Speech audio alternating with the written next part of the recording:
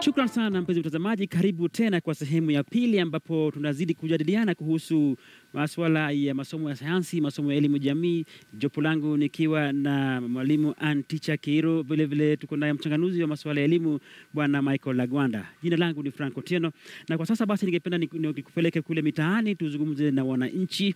Tuwaulize kwamba je, wanapenda sayansi ama wanapenda masomo yale mengine ambayo yanaitwa humanities? Hebu tuwasikilize walikuwa wanasemaje. Mambo ya kuchora,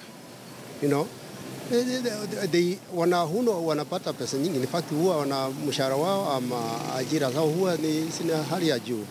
Niliona, mimi nilikuwa mtu humanities nikiwa shule, but venye nimeona nikiwa hapa nje, sciences ziko better.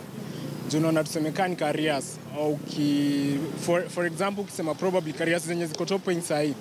Daktari unasikia wako less Kenya, kuna engineers, kuna nini. So mimi ningesema watoto huko shule azini wasome sciences. Juu ukiangalia the market currently wasome wamesoma social sciences sana. Vile umejiamua na vile wewe wakati uko kwa shule ukicommit ya kwamba uweke akili yako yote kama unataka kusoma, utaisoma. Mtoto wa kike akisoma science, mimi ninamsukuma zaidi. Ni make sure ameweza kupata alama mzuri za science, na ningetaka kwanza asome akuwe cardiologist. Na asante sana. Hao ni Wakenya ambao tuliwahusisha katika mdahalo huu, ili basi siwe kwamba sisi wenyewe tunazungumza hapa studio, basi tupate Wakenya pia wanasemaje kuhusu jinsi wanavyofahamu sayansi humu nchini, jinsi walimu wanavyowatia moyo ama wanaovunja moyo wengine na mambo kama hayo. Basi Anticha Kiro, ningependa nikuulize swali moja. Maana wewe unahusika sana katika masuala ya career counseling and so on. Unawashauri wanafunzi kwamba wewe unafanya hiki, fanya hiki. Kwa hivyo huwa unatumia vigezo vipi ili kumshauri mwanafunzi, ama unamwambia kwamba wewe nikikuangalia hivi unakaa mtu wa sayansi, enda chukua sayansi. Wewe huwezi achana na hii. Unawashauri vipi wanafunzi? Tuseme ya kwamba kama sana katika mvumo huu sasa tuko nao wa elimu, wanafunzi wanachagua somo ya sayansi ama ya kijamii wakiwa kidato cha pili. Wengine kidato cha pili ama wengine wakiwa tu hata kidato cha kwanza, inategemea na shule. Lakini mostly ni kidato cha pili. Sasa wakiingia kidato cha tatu ndio sasa wanaegemea upande ule wangetaka. Kwanza kabisa na wauliza kuhusu potential ama ile ujuzi yako nayo. Namuuliza ukiwa right from primary school, niambie kama sasa sayansi ulikuwa unapata alama gani? Ama wakati mwalimu anafundisha kama ni sayansi, ulikuwa unasikia kama unashika vile mwalimu anasema, ama wewe ni yule mwanafunzi wa kurudia ndio upate hiyo hesabu. Ama pengine hiyo ni kemia, wewe ukiingia kwa lab hata ukiwa form 1 sasa ushajipima na unaona ya kwamba hii nikifanya nitafanya vizuri. Kwanza tunaangalia vile record yake. Ndio sababu unajua masomo sio tu passion. Passion ile hali ya kupenda jambo. Sio tu hiyo. Ni lazima hata uwe na hiyo ujuzi ndani yako, ile potential ya kufanya ya kusoma hilo somo. So tunaangalia vile amekuwa akifanya, alafu sasa anamuuliza kari yake. Sasa ukijiangalia wewe vizuri, unaona ya kwamba utawezana na hii mathematics ni compulsory by the way, hiyo ni lazima. Sasa utawezana na biology, utawezana na kemia, ama utawezana na physics, ujipime. Ama utaegemea upande ule mwingine ufanye historia na CRE na geography. Sasa huyo mwanafunzi, hiyo inakuwa jambo moja. Anajipima hivyo. Jambo lingine sasa ni hiyo passion.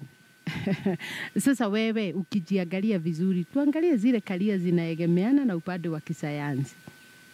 Ukifanya hii pengine ungetaka kuwa daktari, pengine ungetaka kuwa fundi wa stima, hata fundi wa stima ni sayansi, ama fundi wa barabara, fundi wa nyumba, the architecture wanao. Sasa ukimpima na ukimwangalia akikuelezea, sasa ndio unaweza kumpea ile guidance ya kwamba chukua hii. Lakini unakuta wanafunzi wengine wanasema mimi ningetaka kuwa lawyer. lawyer. Sasa kwa nini ungetaka kuwa lawyer? Ni sababu wanavaa vizuri. Nilisikia siku ile ingine wakiongea kwa Supreme Court wakiongea vizuri sana. Kwa hivyo mimi ningetaka kuwa lawyer. Sasa lakini hajui haswa kwamba nini kinatakiwa mtu kufanya lawyer. Pengine ni lazima ukuwe umebobea kabisa katika lugha ya Kiswahili, ya Kimombo na pengine lugha nyingine. Ni lazima hata somo kama la historia uwe umeshika kabisa. So huwa tunaangalia hiyo sana. The potential, the passion and the values za huyu mtoto tukiwa guide kufanya chenye wangetaka. Na basi katika swali langu jingine kwako ndugu Agwanda, ni kwamba kuna wale ambao tunawaita genius, wale anaweza kila somo. Sasa hawa pia wao wanachanganyika kwamba sasa afanye nini? Manake kama ni fizikia anazijua zote, kama ni yote masomo yote. Wao sasa tufanye nini sasa? Tuwashauri namna gani? Bwana Frank, hawa watu ndio sasa tunafaa kuangalia vizuri. Ndio.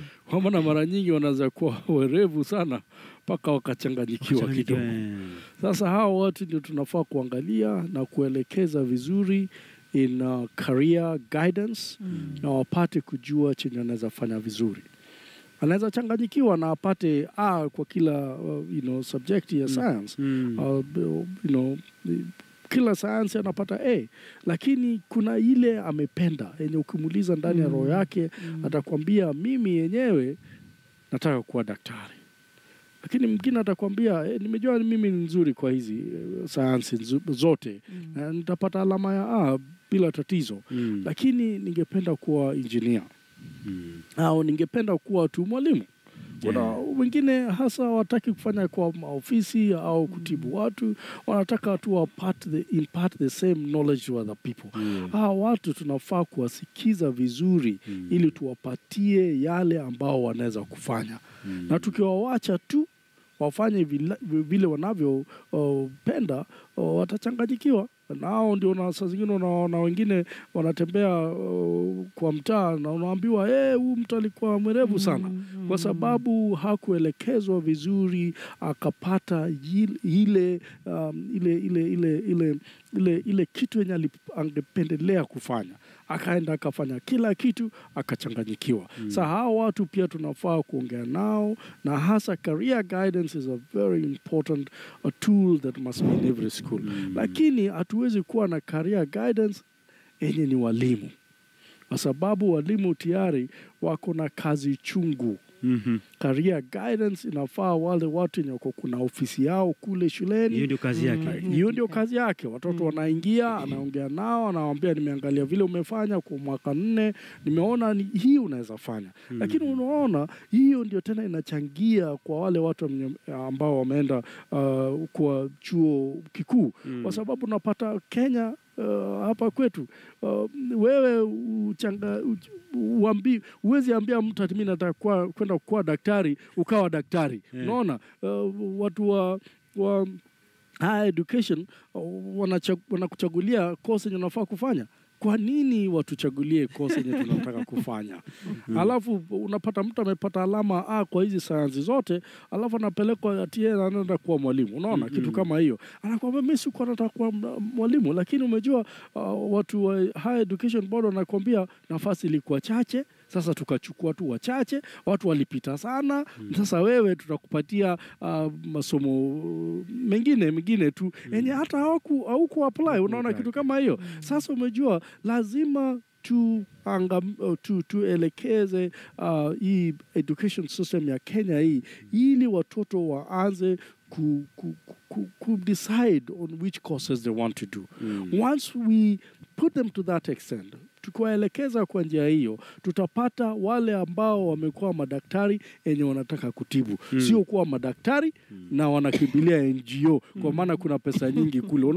Unaona kitu kama hiyo. Wale ambao wanataka kuwa walimu na wanataka kukua darasa. Sio wale wanakuwa walimu na wanafanya biashara kule bwana, anapigia polisi bwana, anaambia usishike gari langu bwana. Mimi bado niko klasi lakini nakuja tu baada ya saa 1 hivi. Anawacha watoto kwa klasi. Anakimbia na anakuangalia. Kuna wale watu vile tulikuwa wakati tulikuwa tunaenda shule, kuna walimu yenye hakuna ungeweza kumwelezea kitu yoyote japokuwa tu hiyo maneno ya kufundisha na walipenda kufundisha, walipenda vilivyo.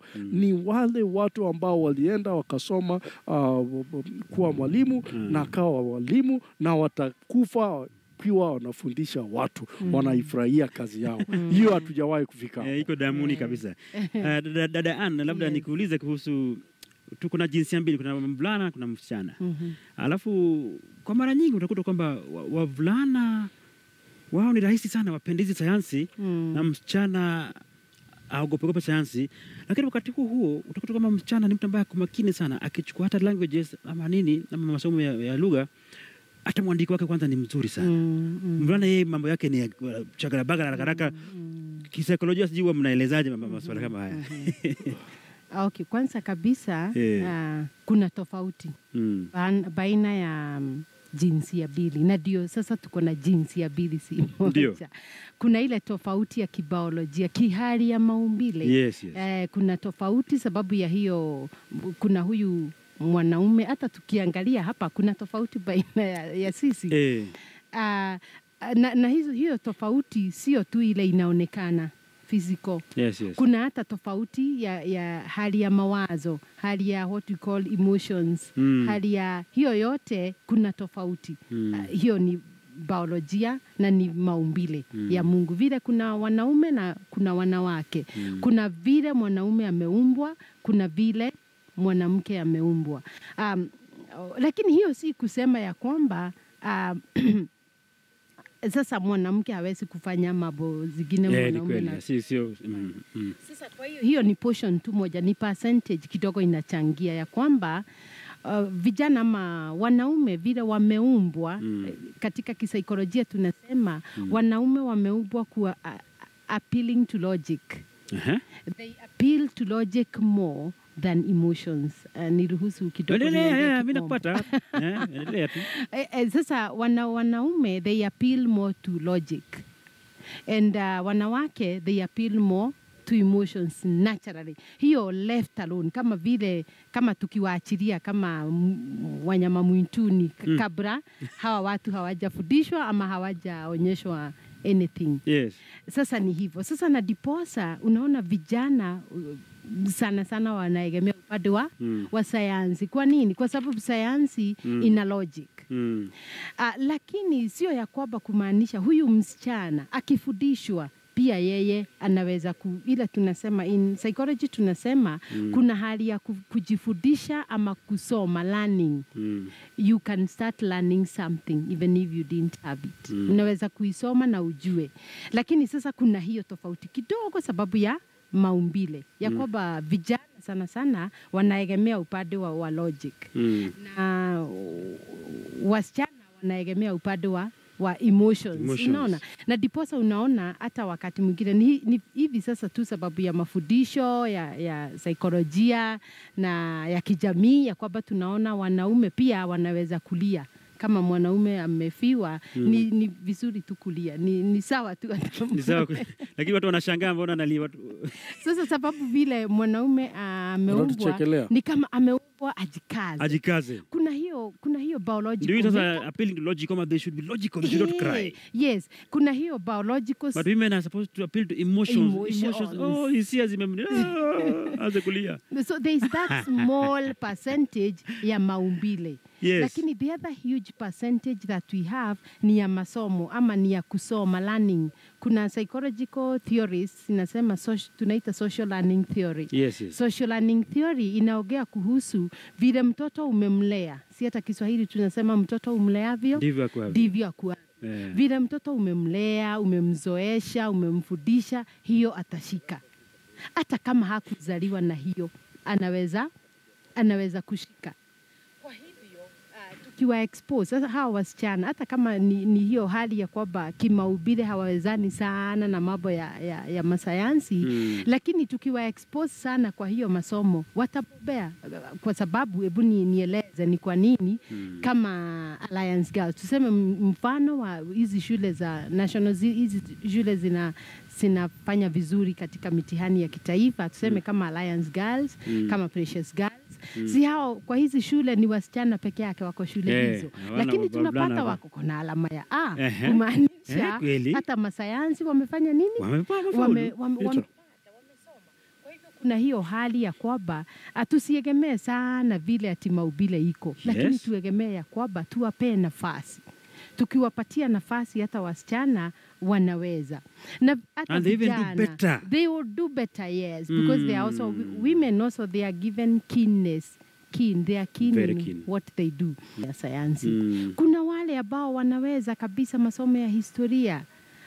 Kuna wale wanaweza masomo ya jiografia na pia katika jamii wanachangia sana katika maendeleo katika jamii. Hata tukiangalia kama maybe politicians wetu wengine wamebobea masomo ya kijamii. Yes. Na pia wanachangia sana katika maendeleo kwa nchi. Kwa hivyo kuna hiyo hali ya maumbile na kuna hali ya mafundisho, learning.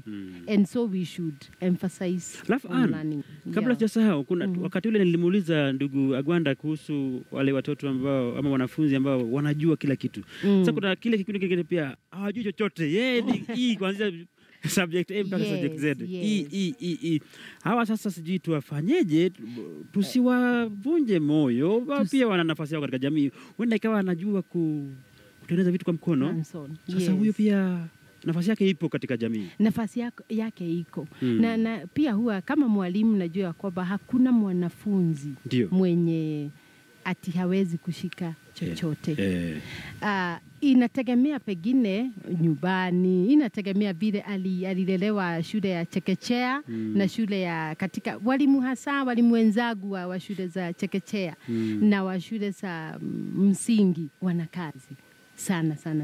Sababu sasa hapa ndio mtoto unamwekea ule msingi wa masomo. Inawezekana kidogo wakati sasa amefika kitabu afike form 4 ama class 8 hajawekewa vizuri hiyo misingi ya masomo. Lakini inafika ya kwamba hajapata kitu, ni kama kuna alama ya E. Wakati nilikuwa nafundisha shule ya sekondari nilikuwa na mwanafunzi kama huyo. Alikuwa hashiki kitu hata kidogo. Yupo tu. Na ilikuwa hata wakati mmoja mwalimu wa somo la CRE alikuwa anampea kazi ya adike. Sasa anakuja ananiambia Madam Keiro, nisome, sababu ndiye mwalimu wa lugha hapa. Nisome vile huyu mwalimu mwanafunzi ameandika. Namwambia huyu mwanafunzi ameandika kitu. Ni vile na ukisoma hiyo story utaisoma. Mimi sasa namwambia ameandika kitu. Ni vile sasa hiyo grammar hako nayo. Lakini nikisoma naweza kukuambia kabisa anaelezea kuhusu hiyo ilikuwa story ya Yesu na yule mwanamke Samaria. Alielezea vizuri vile iko, alafu nikamuita. Nikamwambia sitamtaja nikamwambia so and so, hebu niambie vile ulikuwa unataka kusema hapa. Akaniambia wewe ongea tu hata kama ni Kiswahili imechanganyikana na Kikuyu. Unajua huyo kijana aliniambia hiyo story yote. Kumbe anajua. Kumbe anaelewa. Ni vile sasa kuna hiyo hitirafu kidogo, pengine hakushika kabisa hii katika msingi hii grammar na nini. Lakini huyo kijana alikuwa anapata alama ya E. Huyo kijana alikuwa anatengeneza redio zikiharibika nilikuwa nafundisha shule humo kijijini in the interior. Redio za wamama nini huko nyumbani zikiharibika ni yeye anaitiwa anatengeneza. Wakati mmoja nikakuta darasani amechora. Alikuwa amechora bendera. Huyu kijana alikuwa amechora bendera ya Kenya. Not bendera hii tunahitaji coat of arms. Wow, vile tu iko. Unaona vile coat of arms inatoka, mpaka nikamwambia unaweza nichorea kama hiyo. Vile tu kumtia moyo ya kwamba hata kama huelewi tukisoma hiki kitabu cha literature, sababu hakuwa anaweza kusoma. Anasoma ni kama hageweza kusoma na ako form 3. Hageweza kusoma kitabu cha literature. Lakini nilikuta amechora hiyo coat of arms, ameweka pale nyuma. Nikauliza nani amechora hii, sababu hata wakati huo nilikuwa nimefanya psychology. Sasa sikuwa nataka kuwadunisha wale wanafunzi, pengine kidogo hawashiki vile nasema. Sasa huyu kijana nikamuuliza nani alichora hii kitu. Sasa walikuwa nafikiria, sababu mimi ndiye nilikuwa mwalimu wa darasa hilo, nitawagobanisha ili mtu anachora anapoteza wakati kama ndugu yangu hapa vile alikuwa anapoteza wakati in quotes. Nikamwambia hebu nichoree hiyo kitu. Sasa na alinichorea yangu. Sasa nikamwambia unichore vizuri na uandike gift tu na ujiandike hapo, ni wewe umenipea hiyo gift. Very nice. Very nice. And you know, he started smiling all the way to... Sindio? So, and now I asked about him, even after now he left Form 4. Form 4, of course, alipata alama ya E. Ya E. Lakini naambiwa ya kwamba anauza kwa duka ya electronics. Yes. Anaweza na hata anaweza kuganiza, anafanya this, alienda akafanya technician, yes. Stima. Nilikuwa namwambia mama yake, huyu kijana usione ni kama kwamba hajapata ati EA ama whatever, ndio sasa useme hajafanikiwa. Sasa ukitaka kuganishiwa stima, huyo kijana anajua kabisa. Mimi sasa nilikuwa namuuliza mwalimu wa physics, sasa inaonekana wewe peke yako ndio ulikuwa unafundisha huyu kijana. Akaniambia hakujua kitu voltage.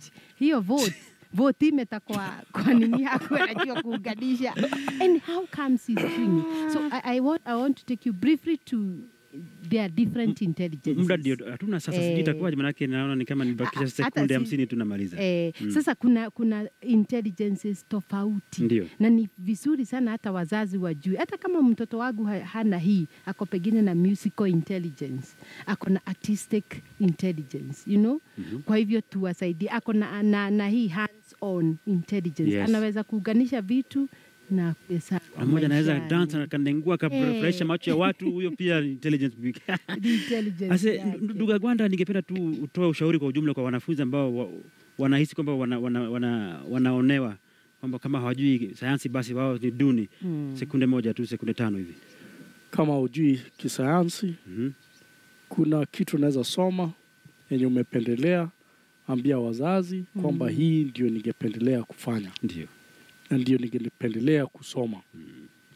Ambia walimu wako pia wakupatie mtisha ya kufanya ile yenye unafikiria kwa roho yako, uko na kipawa na ungependelea kufanya. Na ukifuata hiyo utapata kitu yenye itakulisha. Asante sana mtazamaji, tumefika tamati ya kipindi cha Dau la Elimu Jumamosi hii, ambapo nimekuwa na wageni wangu katika studio hii hapa katika bustani ya Standard Group, nikiwa ni naye mwalimu Ann Ticha Kiiro pamoja na ndugu mchanganuzi wa masuala ya elimu Michael Agwanda. Jina langu ni Frank Otieno, na kwa niaba ya msimamizi wa kipindi Evelyn Mungai pamoja na wapiga picha na mwelekezi wangu Okedi, na washukuru sana kwa nasi katika kipindi hiki cha leo. Jumamosi ijayo pia ni siku. Kwa heri kwa sasa.